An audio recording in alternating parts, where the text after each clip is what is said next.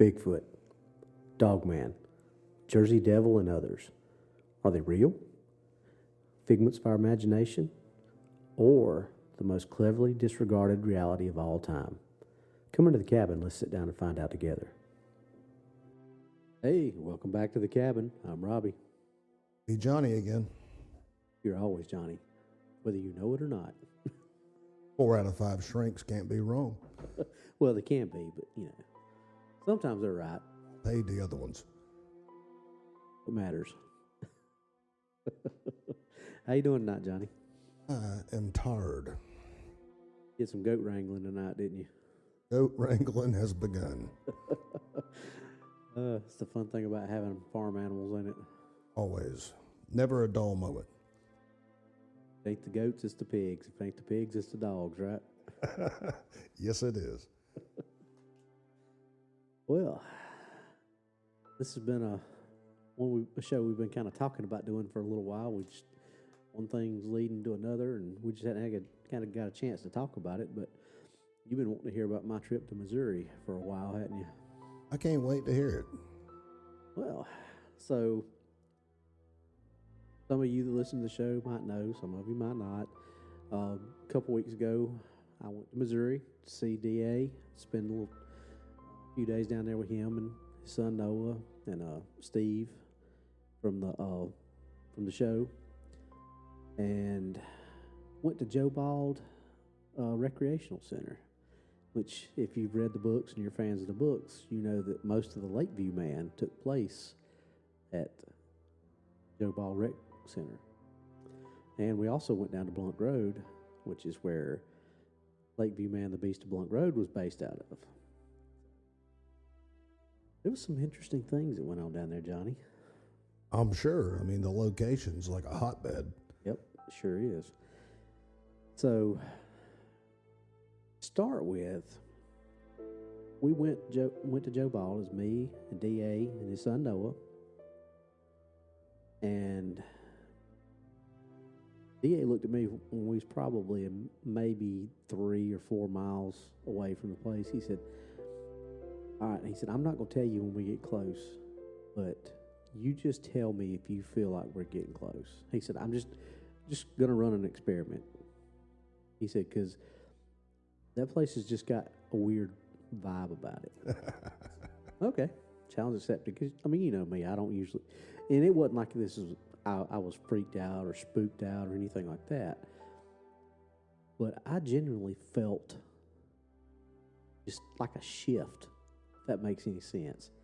It's just like it went from just everything was normal to just like kind of not high alert, but you know what I mean. It was just more like a Spidey senses are tingling. Yeah.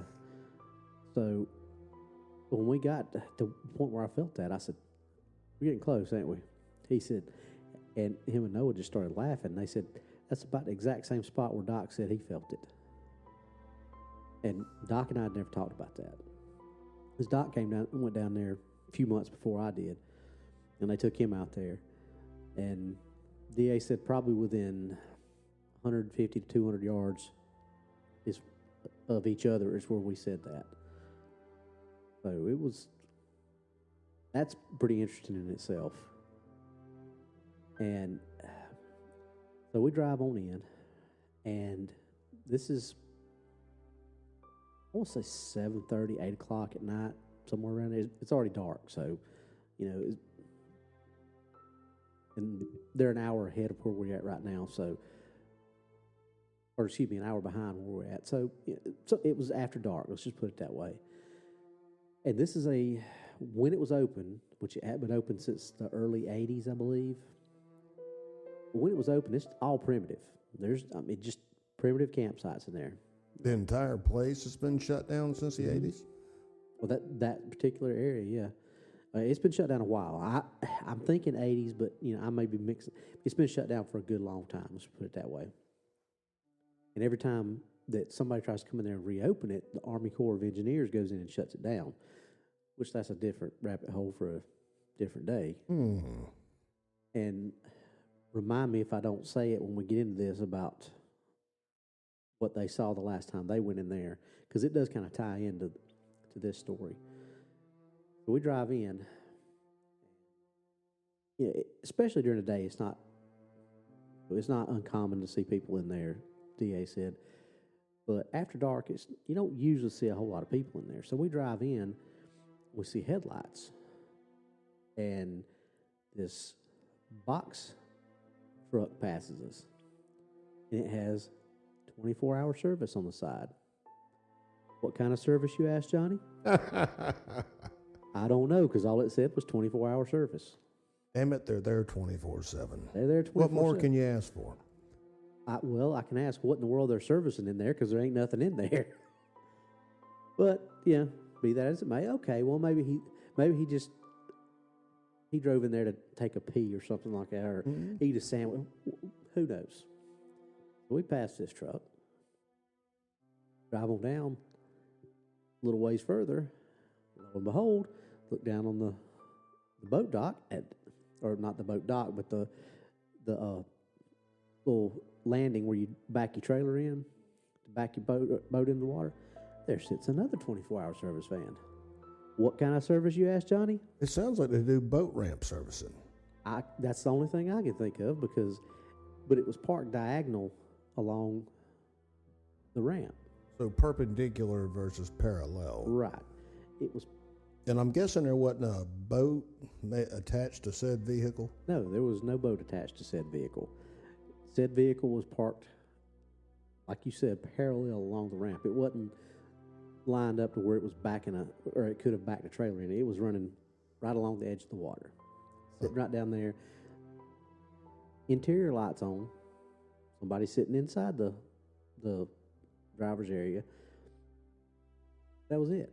So we were kind of like, because we saw another car come out, just a regular car, and there are houses out behind that, and some people use that as a cut through.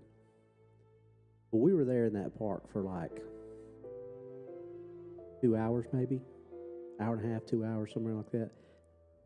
That vehicle was there the entire time. It was there before we got there, and it was there after we left. How many acres is that Joe Bald place? Oh, I think DA told me, but I don't remember. But it's pretty good size. I'm not going to throw a number on there because I don't. Tyler, you might can check that and see Joe Bald Recreational Center in Missouri. See if you can figure out a number for that. It's good size. And like I said, people do use that as a cut through, but to just have those two vans that have 24-hour service on them and nothing else, one's leaving, one's sitting there, and it was there the entire time we were there and after we left. That's weird. Mm-hmm. And it's not like he was doing a service call. Because it's hard to explain how weird that was just talking about it, but it was weird. So anyway, we go down, we park a little ways further down from where that truck is. Of course, you know me, I'm kind of always looking over my shoulder, looking at this guy. And there's a couple times I caught him looking at us, which I know you can't really say that's 100% of a red flag, but you start throwing everything that happened in. Yeah, that's kind of suspicious. So we get out, we're walking, and the entire bank of the lake is covered with those big river rocks. Some are about the size of a baseball, some a little smaller than a golf ball, some are, bigger than that. No mud anywhere, just all those rocks all over the place. We start working our way back around, walking, looking.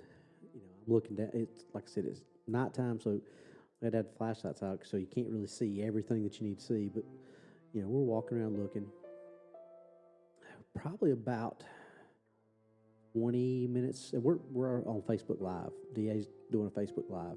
Noah and I are out in front. DA's walking around with the phone. He's talking to everybody, narrating what we're doing, answering questions that people were putting in on the chat. And about 20 minutes into our excursion, walk, whatever you want to call it, I look off to my right, and I see this one little patch of mud.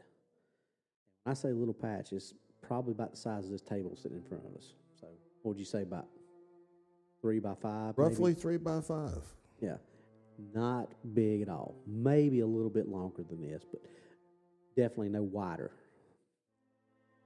So, I see that. I immediately think in my mind, oh, track trap. I know you know what a track trap is, but for those of you out there who don't know, that's a term we use in tracking. Anything like sand or mud, anything that when you walk through it will hold a track, we call that a track trap because it traps the track. Kind of self-evident, but anyway. So just as I see it and I start turning that way, DA sees it and he says, "Robbie, did you see that?" I said, "Yep, headed right to it now." We go over, and this is not like, it's like you could step in one section of it and stand up fine. Then you can put your foot down in the next section, you'll sink up to your knee. And then the next section will be completely firm again. So it was just, it was weird. I'd never stepped in mud that was that, usually it's all the same consistency. This is just, it was weird. As I'm walking around looking, I saw boot prints. I saw and DA and Noah were still behind me. And I was right at the edge of it. So I'm seeing footprints or tracks all over the place. And as I'm working from right to left, from the water to my, because I had the water on my right-hand side. So as I'm working from right to left, working across my body, looking out in front of me, I get to the left, and about 2 foot to my left, I see a footprint. I'm not talking one of these boot prints. I'm talking a bare footprint. Like somebody was barefoot. And I would estimate that it was probably 16 to 18 inches long, probably about 6.5 inches wide at the widest part. So a bear slid in the mud. Yeah, of course. Where'd you think I was going with that? Makes perfect sense. And then I look, because that was like kind of right in the middle. So I look a little bit further and I see, the rocks actually are obviously started on past that. So I see where maybe the tail end of the heel maybe caught the edge of the mud. Well, then I look and I see another one, a smaller one, to the left of that, which would have actually been back behind me because, I guess sweeping my light, I must have missed it there, but that one stopped me, so then I started looking all the way around. So we saw 2 really distinct footprints. One was real big, one was a little bit smaller. Now, when I say smaller than that one, it's still bigger than my foot, which is 11 and a half, but not as big as the one we saw there. So I'm calling DA and Noah, guys, come over here, come over here, come over here, here. I'm super excited. As soon as I pan the light or shine my flashlight on it, DA's like, "Oh my God!" And Noah comes around, he sees it, he's like, "Dude, that is huge." So I didn't say, "Look at the footprint." I didn't say, I just shined the light on it, and they both were just like mesmerized like I was. So I pointed the other one out. And as I'm pointing that one out, DA's standing there looking at it. He happens to look down right in between his feet where he's standing, and he sees a canine footprint. You see that scatter shield in front of you? Yeah. It was the size of that. Now, for the audience, Johnny. Roughly 6-inch diameter. Yeah. It was big. So you had a canine track right there, that size, and, as you said, a bear that slid right beside it. So you got a big wolf and a big bear in the same spot. Everybody needs a pet. Yeah. So we're trying to figure out what to do. Obviously, the whole time, Mr. Van up there is looking down at us and knows what we're looking at, obviously. So I looked at DA and I said, "We need to cast this." He said, "With me?" He said, "Do you have anything?" I said, "No, I just got my little go bag. I don't have any of my big stuff with me. We weren't thinking about it." you have those moments when you just want to get somewhere and see this and experience it, and you forget stuff. Well, we forgot that. So DA's like, look, I think it was going on 9 o'clock at this point. He said, when we leave here, take you back to your hotel.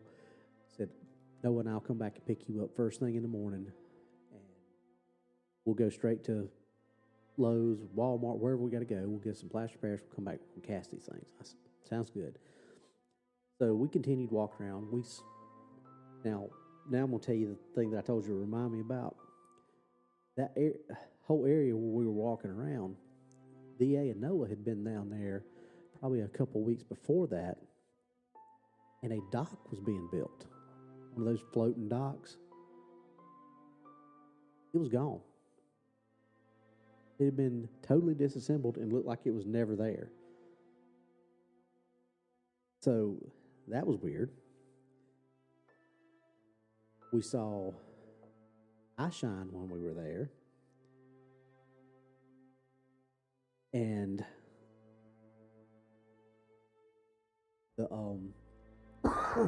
as we were walking towards the iShine, we start hearing things snapping and breaking, something moving. So can't tell what it is, obviously, but DA said he saw the iShine. He said it was probably about 7 feet off the ground. Did DA ever describe how big that dock was he saw him assembling? He said it was big, but I think Noah might have said that it was probably like maybe like a 12 by 20, 24 or something like that. I mean, it's a good size. Like a floating dock? Yeah. Just like one of little floating docks that you bring your boat up next to, jump off. But it's the kind of, it floats. It's not like a fixed. Well, part of it was anchored on the back, but, it went out into the lake. And we did find like the conduit that you bury in the ground to put cable and stuff in the ground to keep the ground from, or keep the water and all that stuff from. We found pieces of that. Found one piece of PVC. Now, you've worked with PVC. A piece of 1.5 inch PVC is not something that you can just snap unless it's really, really cold, right? Exactly.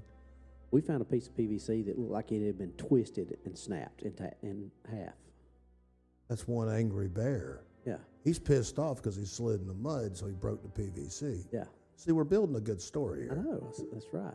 I'm gonna be a writer when I grow up. It literally, it was not a snap in half like this, because the way the break was, you can tell. It was a radial break. Yeah, exactly. Because if it's, it would have splintered up and out. This was, because I found both pieces and put them back together. And it was, like you said, a radial break. It was like one piece went this way, the other piece went another way. I'd have kept the PVC. I can't remember if DA did or not, but I was so intent on finding stuff. That's where we found I told you about the license plate we found, right? Yeah, we found a current Missouri license plate. Yeah, it still had attached time on it. It was till June of this year. And it still was attached to part of the front bumper, just laying off in the woods. Found pieces of safety goggles or safety glasses.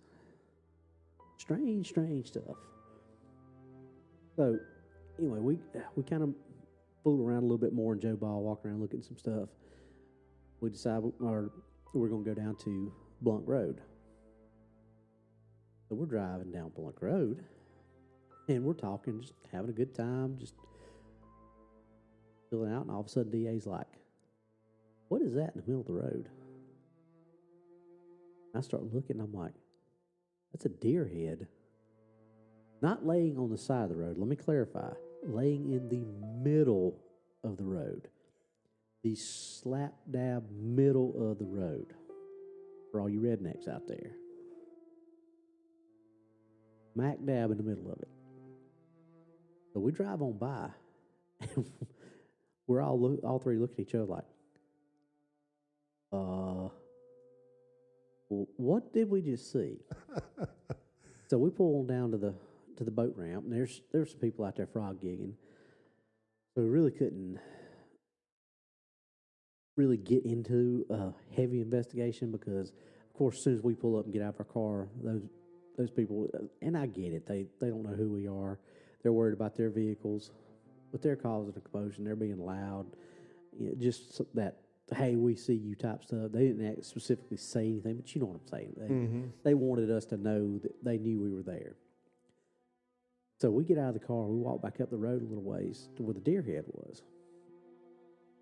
And I start looking at it, and where the head was detached from the body, it was not detached in a surgical manner, let's just put it that way. There was no clean cut like somebody had, caped it out, or like, okay, maybe somebody's gonna make a blanket out of the skin, out of the hide. No, it wasn't caped out or anything like that. It was jagged cuts all the way around the whole perimeter of the neck that I could see. Ever seen a bear try and hold a knife? I'm assuming it's probably pretty hard with them claws because they couldn't make a straight line. So, and the whole bottom jaw was missing. But a strange thing, Johnny, there were no maggots, no blowflies, no nothing on it. And it had some kind of human contact because the antlers had been sawed off and they were clean. But I've been hunting all my life. I've never seen anybody, even poachers, do anything like that. I can understand cutting the antlers off. But cutting the head off, number one. Number two, cutting it the way it was cut. And number three, leaving it in the middle of the road. So that's all strange, right?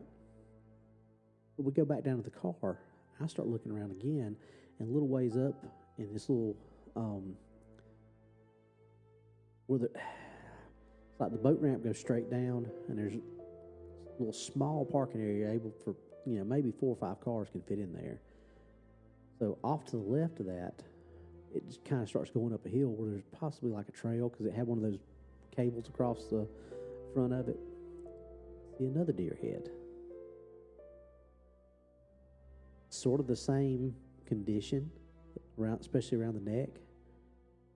But this one, there is a jagged hole in the top of the head where if it had antlers, they were just ripped off. Not cut out, not cut off, ripped out. Piece. No brain left in the skull. And there were at least 2 carcasses there. We found a skeleton with the front legs ripped off of it, back legs and everything still intact, hide peeled back to the back legs, and front legs laying. So it just and no gut piles. No gut piles at all. I've never caped out a deer and didn't gut it at the same spot. Me either. Huh. Yeah, that's what I said. Huh. One of them Code Browns. Well, and we had Dark Waters on the show not long ago. We were telling him this story. And he asked me, he said, Robbie, let me ask you a question. I said, yes, sir, what's that? And he said, when you saw that deer head and y'all pulled up and stopped, and he said, what was your first reaction? I said, get out of the car, get back up here and check and see that. He goes, wrong answer. He said, I listened to it. You know what I'm saying? You had to turn that car around. Yeah. But Johnny, that was some of you're like me. You've been a hunter most all your life too, just like I have. That was weird to me. I mean, that's not behavior of hunters. Nature always makes sense. Yeah, and that didn't make a bit of sense. No. I mean, that's not even Jerry Springer redneck stuff. Right. I mean, and as the DA and I had that conversation about, okay, maybe it is poachers, but what are they poaching? Number one, because the back legs of this deer were still there. That's where the meat is. Yeah. And on top of this, if you're a poacher, you're going to hide the residue. Yeah, and it wasn't hid. It was just laying out there Right on Front Street. Yeah. For Dark Waters to stumble across. He said, "No." I'd love to see him in that situation.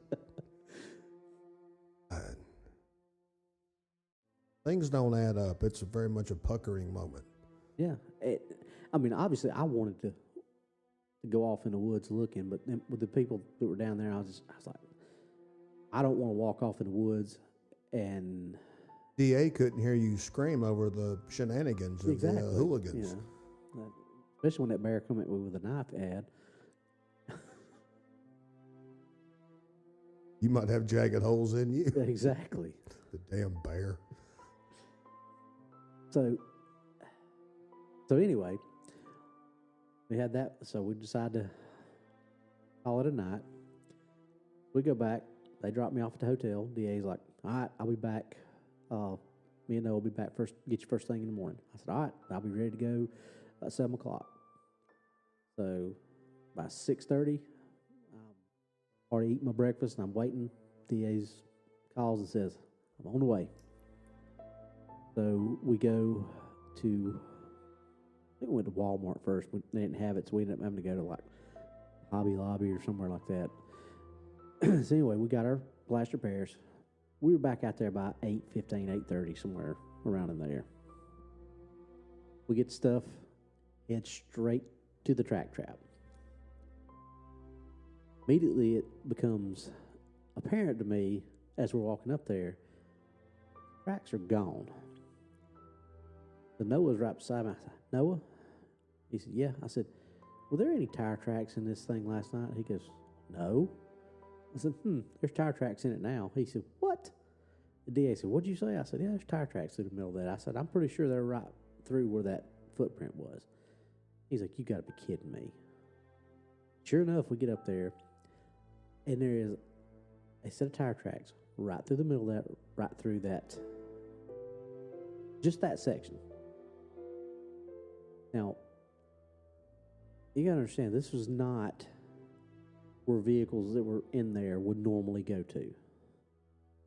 There was a family there when we got there, and they were in their truck, and they were down around that area, but they were still a good 40 or 50 feet above where that would be. So you would have to intentionally, and this is like 2 feet away from the water. So I'm sure you compared the tread of what you saw. Oh yeah, it was totally different. This was a lot bigger, thicker tire that went through there than what was on that truck. Because as soon as I saw that, I turned around and looked at that truck, and it was clean, number one. And they were pointed in that direction. But when they left, they went out that way. Like I said, they were 30 or 40 feet above. So it's not like they went through there. Because you could step back to the back of that, where that mud started, and you could see that vehicle was lined up specifically to go through that, because it went straight through that mud, right through where that track was. As soon as it went through, it turned towards the water and backed out, because you could see the apex of where the tires crossed over top of each other as when it came back out. So that's as far as it went. It went through that little section of mud, turned around, and went out. 24/7. Yeah, because it was basically just a front set of tires.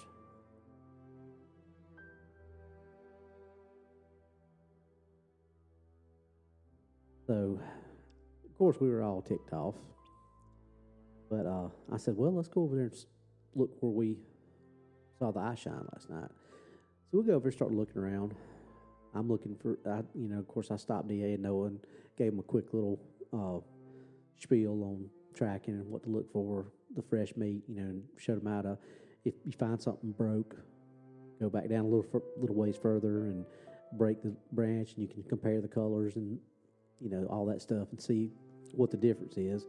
You can kind of gauge on how long it's been. So we start tracking around, looking. DA's kind of just sitting there watching me and Noah just to watch our backs. So we start working our way up the ridge line, and this little hill is probably about 20 or 30 feet higher than the road. And as I'm looking at the road, I look down, and there's a little saddle down in below, a little ridge or of the ridge we were at, there's a little saddle down in below it. And I'm like, look a little further. Sure enough, there's just a little gully way, but, you know, perfectly, if something big was walking through there, you wouldn't be able to see it from the road because those two ridge lines would block it. And I say ridges, I mean, it's not like you normally find in a mountain, but terminology is still the same. Even if it's on a smaller scale, it's still, you know, a ridge, a saddle, and a valley. Yeah. The same principle, just on a smaller scale. So Noah and I walk down to this, and we start looking. I'm like, this would be perfect if something was wanting to move, and not be seen by the cars on the road. This is where it's going to be walking. We start working our way through, and I found a tree across that trail, and I look, and I see possibly what could have been the back of a hill. I don't know for sure if it was, but possibly it could have been that. And I see some moss and bark scraped off the log that was laying across the road. And I look up about 7.5 feet, and it looks like something had its hand on the tree. There again, it's just speculative. Don't really have much that can, you know, other than just the feeling I had. We keep on working away a little bit further, and we come across a game trail. I know it's a game trail because if you followed it, it goes on back around to the lake. Raccoon tracks, there was deer tracks, and we'd already seen a deer coming in that morning, so we know there's animals in there. There was hog tracks, all kinds of stuff in there. Well, as I'm looking at that, Noah taps me on the shoulder and says, look across that trail. I look across that trail, and I'm going to use what Greg described to me. He and I were talking about this when I was at his house the other day. Basically, imagine a bird's nest turned on its side. And this is what all this foliage looked like. Mm-hmm. And I called it an ambush site because that's what it looked like, because it was right next to that game trail. And Johnny, you know, I'm not a small guy. I hunkered down inside that thing, and I had 2 or 3 feet on each side of me, probably 1.5 to 2 feet above me, and a couple of feet behind me. So something big could have hunkered down in there and with no problem. So I told DA and Noah, I said, all right, we're going to do an experiment. I was already in there. I was wearing these green pants, or actually I was wearing my camo pants, a black pullover, and my Dark Angel Medical camo hat. So DA knew what I was wearing, knew where I was at, and knew what to look for. Him and Noah walked about 12 to 13 feet up the trail, up that game trail. Turned around, he said, dude, I can't see you. And he was looking right where I was at, but he couldn't see me because I was just sitting there being still. And I said, all right, well, just keep walking and tell me when you can see me. It was about 3 feet away before he could finally actually see me. But he was looking for me. He knew what to be looking for, and he was specifically looking for me. If he hadn't have been looking for me, he said, I'd walk right by you. He said, I never saw you. Well, while me and him are having this conversation, I'm still sitting there, and I got my fist on the ground. You know, I'm just looking up at him and talking. Well, he kind of stepped away for a second, and I looked down to kind of move or brush my hands off, or what, I can't remember exactly what I was doing. But I looked down, and I'm like, oh, no. I see a paw print. Just a tad smaller than that one right there. You've seen the knife that in person that I put down in the picture to compare, that Jolly Roger I got. It was bigger than that Jolly Roger. So that's probably what, 5-ish? 5 inches or so? Maybe 5.5. Right in between where I had my hands down. So I'm starting to look at, and DA's like, you're kidding. Did you find another track? I start brushing real gently, picking up leaves and brushing stuff away. I just said, what do you see? Noah said, that's a paw print.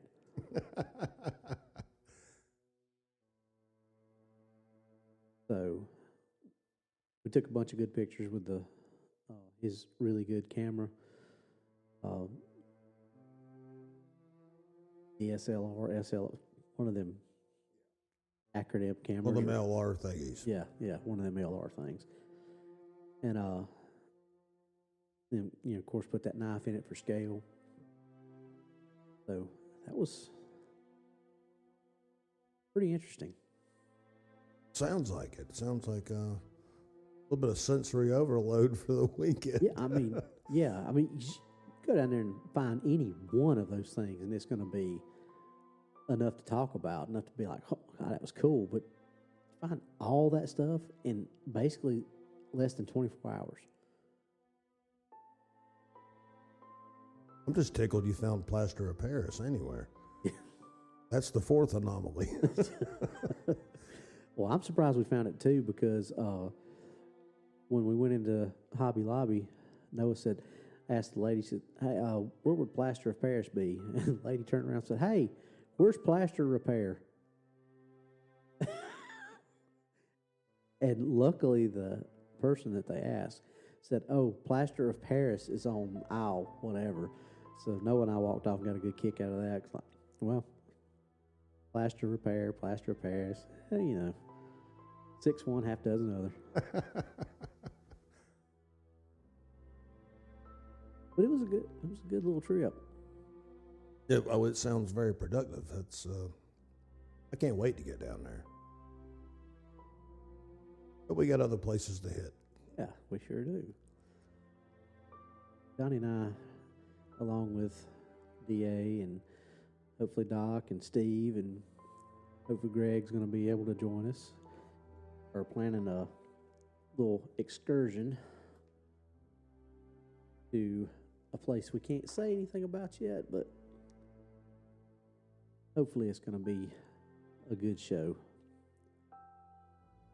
We could do a show about it. Yeah.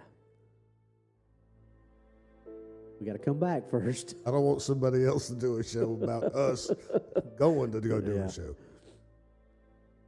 Tyler, can't let nobody else do a show about it if we don't come back. You can do an I Told You So show. It'd be like a tribute. I told them idiots not to go. Well, never a dull moment. So what do you think? You got any questions there, Johnny?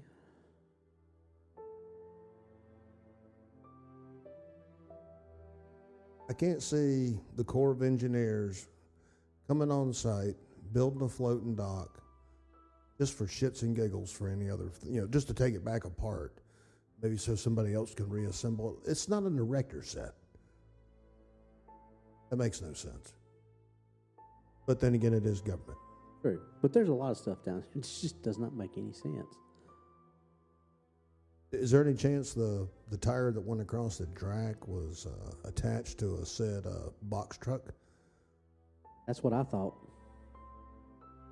Because you know how most of those box trucks have those big, really thick sidewall or you know what I'm talking about, the really big, thick, heavy-duty industrial work truck type tires. That's what it was. It wasn't a regular all-terrain tire that you'd find on regular light, or what do you call it, light duty. Could you fit said box truck in that area to do that? Oh, I'm sure they could fit said box truck in that area, because it was not far from that as it was. Well, And the thing is, to get there, you just had to drive over some rocks, and it wasn't like the entire truck had to go through that. They just put the front wheels through it. So it had duals on both sides and the back, so I'm sure it was able to pull out of that. yeah. It wasn't tore up like a 4-wheel drive went through it, and that was not a big enough patch for anybody to say, "Oh, it might have been just some kids 4-wheeling." Like I said, it was not a big enough patch of ground to even think about. And they didn't drive all the way through it. They just No. drove into it and then backed out of it. Yeah. Now, okay. People can say, "Well, maybe somebody was going down there and they didn't see the mud, and they got down there and go, oh crap, I might get stuck," and they started backing. Okay, maybe. But the way that they went in, the headlights were facing and shining right through the middle of that. It's not like, you know what I mean? It's parallel to the water. It's not like anybody was. Who's going to go down there in a 4-wheel drive and drive that close to the lake at night anyway? Anybody with any sense isn't going to drive on that surge stone either. That stuff will cut a sidewall. Huh. I still want to know about the poachers. Yeah. The bear poachers. They're either world's worst poachers or a really smart bear. It's a bear with a scallywag tactical. Yep. He snuck my gunner's mate out of my bag while I wasn't looking. At least he didn't get your Brock. Yeah.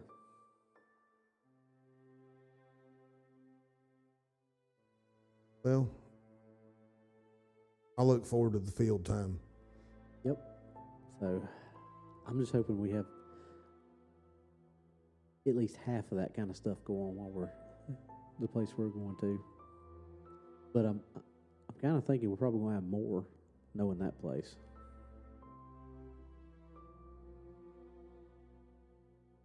Heavy. Bertha and the big girl. All right, well, Johnny, I guess that's about all we got for tonight, unless you got anything else you want to throw in about it. No, I'm BUN. Yep, I know you tired from the goat wrangling. Get to go home for round 2.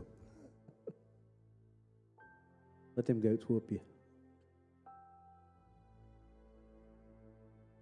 All right, folks. Well, that's all we got for tonight. But keep tuning in, and you'll probably, hopefully, if we make it back from that, you'll probably hear a good story or two out of what we got coming up. But that's all we got for tonight. I guess we're gonna let Johnny go take care of the smoke signals. And as always, if you got anything you want us to look into, What's Really Out There 2022@gmail.com. Check us out on Facebook at What's Really Out There. We also got the Facebook group, What's Really Out There. Check us out there. Other than that, y'all have a good night. Yeah. See you later.